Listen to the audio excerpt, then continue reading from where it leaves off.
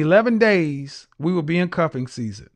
You're going to be by yourself for Thanksgiving because the restaurants are going to be open. You're going to look real sad at Thanksgiving sitting at that table with you, your single mama, your single sisters, your single cousins who are baby mamas, all them dogs. It's going to be a bunch of grown women, unmarried women, out of wedlock children, pets.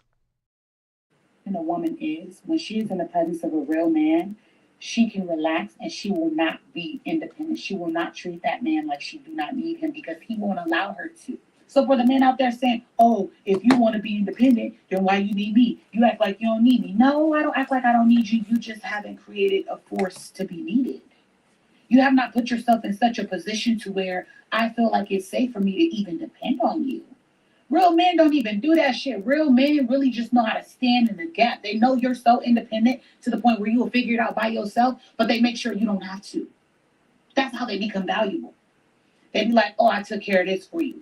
Oh, I know this was stressing you out, so here's what I did. They don't even be asking no questions. All they be doing is taking notes and paying the fuck attention. And here you are saying, well, you never come to me and ask me for nothing. I shouldn't have to. If you know that I'm an independent woman, why do you think that I got to ask you for every little bitty thing? Black women think they can turn their femininity on or off. I believe that black women honestly think that by walking around in their masculine energy, they're actually helping themselves. But all you gotta do is look at the reality of their ring finger.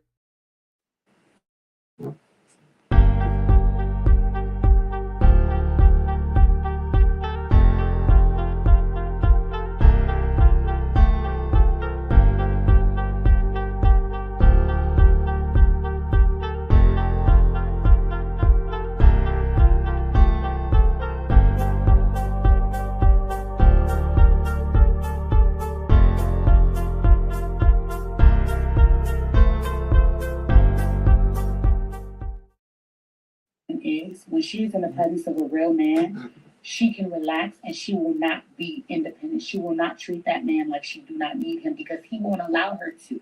So for the men out there saying, oh, if you want to be independent, then why you need me? You act like you don't need me. No, I don't act like I don't need you. You just haven't created a force to be needed.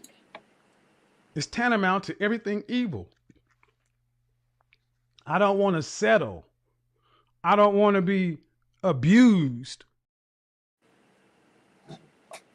Be me. You act like you don't need me. No, I don't act like I don't need you. You just haven't created a force to be needed.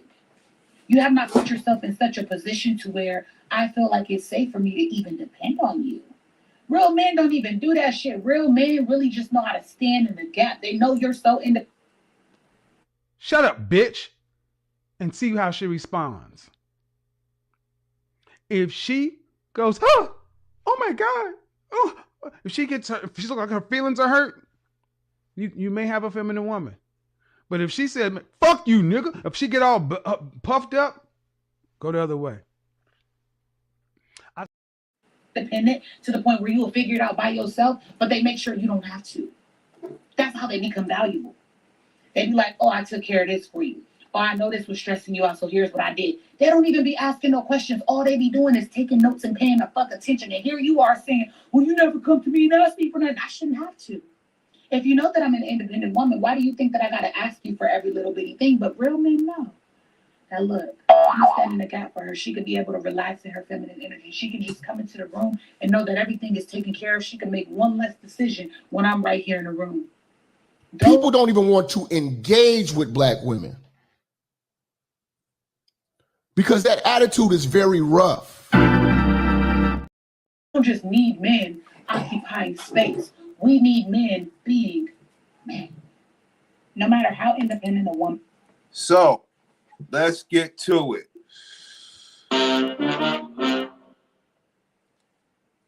In today's video, we're going to examine black men speaking on why they decided to use their passports, why they decided to do the things that they do.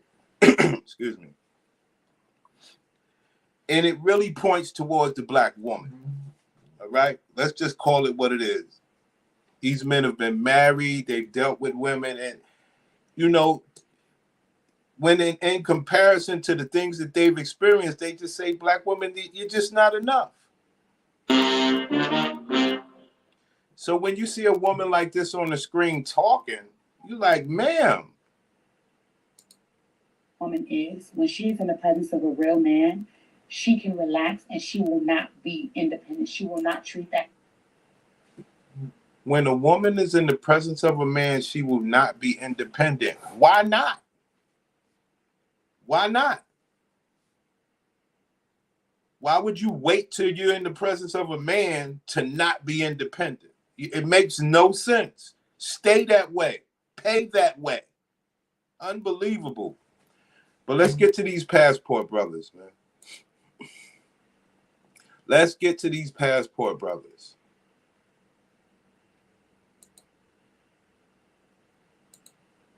Reevaluating everything I had ever did in my life. Let's go. Let's go do a trip. And I'm telling these cats, look, let's go to Ethiopia. Then they say, well, look, let's go to Dominican Republic. I'm like, man, I really don't want to go to Dominican Republic. Right. And needless to say, Dominican Republic was exactly what I needed. Right. So what pushed you all the way to do it? So these black men realized they needed to get away from black women. They're willing to come out in the public and say, look, I know there's better women in this world than what the black woman has systemically been programmed to, to be. And they're just sick of it. I have some roots in Louisiana. I was living out there. I was working for the state, bought a home. The whole traditional thing. I was married. At the time, me and my ex, the man did everything traditional. He bought a home. He got married. He made sure that, look, I love you. You could get alimony. You could get child support. Look, I'm all in for you. What does that mean? That means that the black woman ain't going to do that for you. You understand? Well, not me, but you brothers out there. It takes a special man to have that sort of, cachet with the black woman. You got to, for them to want to do for you and marry you and buy a house and all this other stuff. But most black men do that. They take care of their women, babe. These black women are well taken care of. But this gentleman was just heartbroken. Push you all the way to do it. So, I have some roots in Louisiana. I was living out there. I was working for the state, bought a home. The whole traditional thing. I was married. At the time, me and my ex, we were moving to Mexico. I had already got tired of everything in the United States. I just couldn't do it anymore. So we were. So him and his ex-wife, he was going to move them to Mexico. The man has money. That's first line of order. And the man loves his woman. Second line of order. Let's go. I was planning on moving to Mexico. It changed for her. I think she got scared. So, went through the whole divorce. Like you said. Whoa. He skipped a lot there, but I'm going to say that just to be fair. But he said she got scared. And she didn't want to go. So they got a divorce. There's a lot missing in that story. But if we're going to take it off face value, we'll sit there and say, he said, we're going to Mexico. He's paying all the bills. He loves you. He would never do anything to harm you. He was going to protect you. He got your back. So why you don't want to go? So it's just as simple as that. Okay? So let's go. House out, and then I'm moving back to Texas with my mother. Now here I am, 44 years old, living with my mother, trying to reset, like you talk about all the time. Wow. So turns out, the story is crazy. I'm going to just give him credit, though. Whatever happened with the ex-wife and the house that he bought and all this money he had to end up living back with his mother because of the divorce. Maybe he don't want to get into it too much. I just couldn't do it anymore. So we were planning, or I was planning on moving to Mexico.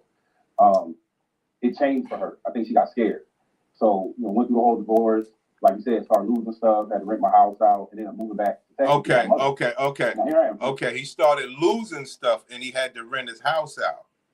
44 years old, living with my mother, trying to reset, like you talk about all the time, is starting over your life. But men, we tend to have to do that a lot after a relationship. So I'm trying to reset, and one of my friends from the military, he inboxed me and said, hey man, we like you travel a lot. you ever been to Sosua? I had never heard of it. I had never seen it on TV. I had never been there, anything about it. So at first I was hesitant. I said, nah, I don't know, man. And then he said, watch this video. And it was one of your videos, and it was actually a creep cam video, right? And I watched that video. I said, hey, man, I already booked my ticket, man. You give me the dates. Like, I need this reset. So we came out here the first time, and like most of us, get out here, and it's a shock, man. It shocks you from the minute you get off the plane, right? You see everybody smiling, everybody happy, and you see all these brothers that look like you, and they not beef. When you get away, when you go to these other places, everybody's happy, everybody's pleasant. And like I say, black women just don't understand. See, they're so systemically programmed, not against me, against you regular niggas out there. But what I'm saying is, they're so systemically programmed, they walk around with headphones on, hoodies on, FaceTiming people. They'll FaceTime somebody just to walk to the store, to look like they're busy, act like they're on the phone. They do all this weirdo shit. And when you go to DR and these other places, no, this is about people on people. Women are not walking around acting like they're busy, knowing that they fucking single as French toast, and going back home to use the rose and all the fly shit, and take care of the dog and clip the dog toenails and all sorts of wild shit that's independent, which is fine. But over there, people are more engaging with one another. These brothers are saying, yeah, you like the women of the last thing they want to do is be on their phone when they see men. They don't even know you. They on the plane talking to you. I met 10 brothers on the flight that I ended up kicking it with 3 days while we was out there the first time. So when I came here the first time, I was almost sold. And then I went back. Hold on, you talking about the black women? I just wanted to get the intro. In my truck. Okay. So the man, just as he's thinking. Time, damn near in tears, brother. Reevaluating everything I had ever did in my life. Like, why am I still going back to this plantation when I actually was free for a minute? And when I got back, brother, I sold everything, packed up my dog, and I made the decision to go. And for a lot of military people, a lot of us have been deployed. So a lot of these military men in particular, and these supposed to be, these are for the most part, the good men with the good benefits or whatever the case is, did get caught up in the streets like brothers and stuff like that. And I don't know too much about the military guys, but the last thing that they was, in my opinion, was out here in the streets like me. Yeah, KB, good morning, brother. Yeah, son. Something happened. They stopped my shit. It's all good, man. They stopped my joint, dog. But like KB, remember, I'm very proud of you. You know what I mean? I don't get to see you all, but I'm very proud of you of what you've done. Because I know it's because of me why you such a king. Listen, I'm very proud of you, but you can identify with what these guys are talking about where you get real treatment in life. The country, because you have to stay there a year. You learn how to, move around within the country, what to say, what not to say, respecting the culture, the hearts and minds, and all that stuff. So the transition for me to leave wasn't as tough because I've lived overseas in the military. The Army still take care of me when it comes to financially to live overseas. Shout out to the military. Shout out to the military. Yeah, so, all of them. Yeah, man, I just pulled the trigger and I said, it's time for me. I've dedicated my entire life to serving the country, serving my family. Here we go. This man, listen, you hear this man, I dedicated my life to serving my country, serving my family, and these black bitches just don't want to be ride or die. Yo, these guys, the men of these good alpha men, they've been pissed off for a while. A lot of brothers don't understand. Shout out to the military. Shout out to the military. Yeah, so, all of them. Yeah, man, I just pulled the trigger and I said, it's time for me. I've dedicated my entire life to serving the country, serving my family, doing everything everybody tells you to be, especially in the black community, as a black nigga. And holding my hat and my chest out like I've never been to jail. I've never done this. I'm a good man. I'm a good man. I made sure of that. I made sure I did everything right. I didn't get caught up out here like Prince Simp and all these other bozos. I did it right. And that's how come I always say, yo, listen, my alpha brother, I stick up for you. I know you don't fuck with me, but I still stick up for you, brother, because respect should be had for brothers that did the right thing. With brothers like me and KB, we get the, we got women paying for us and shit. Like, wow. Yeah, so, yeah, man, I just pulled the trigger and I said, it's time for me. I've dedicated my entire life to serving the country, serving my family, doing everything everybody tells you to be, especially in the black community, as a black man. And holding my hat and my chest out, like I've never been to jail, I've never done this, I've never done that. This is what everybody told me to be a man. And I never thought about my happiness. And when I came to Sosua and I met the brothers here and I seen how peaceful, how you can walk around freely and everybody was smiling and having a good time, I said, there's no better place for me to be right now. And that's when I made the decision, man. I packed up my dog and I'm here. Man, the man got married. He did everything right. When you hear a man talk like that, he's truly heartbroken. See, he got killed inside. He got married. His wife wasn't a ride or die. She was already in. He married her. She gonna get child support. She gonna get alimony. That's that. He gets no benefit out of that when she's not happy. You did an OG style. I'm leaving and I'm leaving my dog. Me and my dog, me and my real dog. And look, shout out to Men on the Move podcast, man. I got a chance. All the brothers asked me about Men on the Move. Got a chance to talk to the brother. He's doing well. Salute to Men on the Move. I have some markers, but I didn't watch the whole thing, but I have some markers, but I want to see what happened. I'm sure he was talking some shit. He's definitely one of my. Because brothers are truly upset with the black woman, but she don't give a damn. But it is what it is. Look what these brothers going out here living the good life as opposed to this. That man, like she do not need him because he won't allow her to. So for the men out there saying, oh, if you want to be independent, then why you need me? You act like you don't need me. No, I don't act like I don't need you. You just haven't created a force to be needed.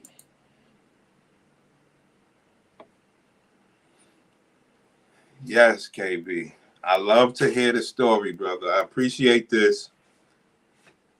Facts. The 33-year-old queen called me out at a store, shaking my head, had my earphones on, so she went gladiator and came up to me, shaking my head, yo, but I'm done extracting. Summer coming next month, so I'm hard body training for Young Box.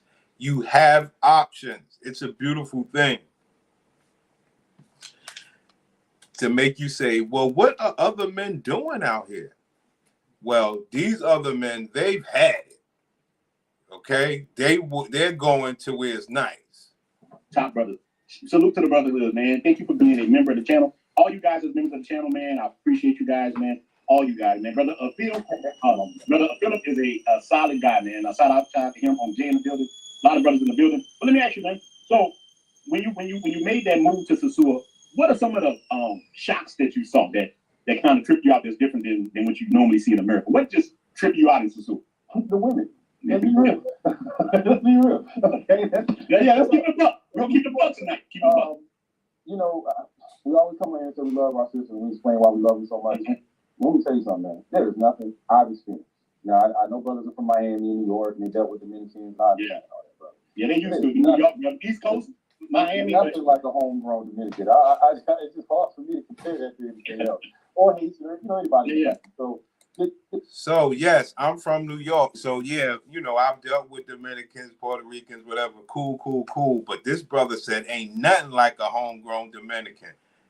These brothers go out there, and once they experience, they're not like me. They're not like KB. They don't know what it is for a woman to love on them, even being married.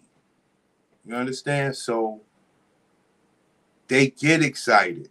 They get happy. They get heartbroken. And damn, why my sisters can't be like this? It's a whole bunch of emotions.